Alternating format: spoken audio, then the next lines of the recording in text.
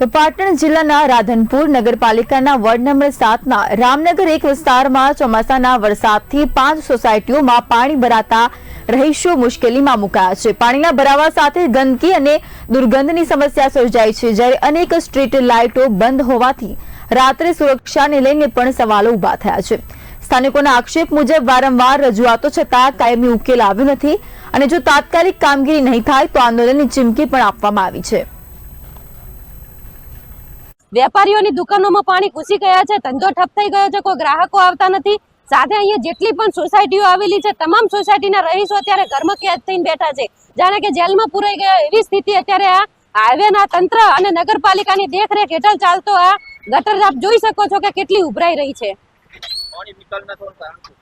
પાણી નિકાલ ન થવાનું કારણ અત્યારે જે પ્રજાના ટેક્સના પૈસાનો જે પગાર ખાઈને તંત્રની જે આંખો બંધ કરીને જે અધિકારીઓ બેઠા છે એમના પેટમાં પાપ હોય એવું લાગી રહ્યું છે। કારણ કે જ્યારે અધ્યક્ષ સાહેબ આવવાના હતા ત્યારે આ રોડ એમને પાણી સંપૂર્ણપણે બંધ કરી દીધું હતું અને ફરી પાછું આ પાણી ચાલુ થયું છે। તો એ લોકો ધારે તો બધું કરી શકે છે, પણ એમને કોઈ પણ મનસા કે નેસા સારી લાગતી નથી, જેના કારણે ના તળાવનું પાણી અત્યારે અહીંયા કાઢવામાં આવ્યું છે। આપ જોઈ શકો છો ઉભરાય છે ગટરો, તળાવનું પાણી છે, બધું અહીંયા ભેળસેળ કરી અને માણસોને બીમારી તરફ ધકેલી રહી। રામનગર 1માં અમારે અત્યારે અંદર ઘરે જવાના રસ્તામાં પાણી ભરેલા ગુડે ગુડે અમારા છોકરા છે, પછી અમારે કેવી રીતે હેડવું, અંદર જીવાત રહેશે, હાપ રહેશે અને કેટલા ટાઈમથી અરજીઓ આપી કોઈ ધ્યાન આપતા નથી।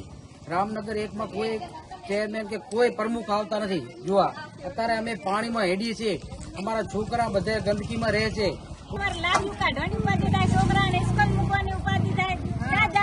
ગટરાની ઉપાધિ ખારકુવા ભરાઈ જાય, સંડાસ ભરાઈ જાય પાણીના લીધે। એક નિકાલ કરો, સરકાર કશું કરતા નથી, અમારે ક્યાં જવાનું?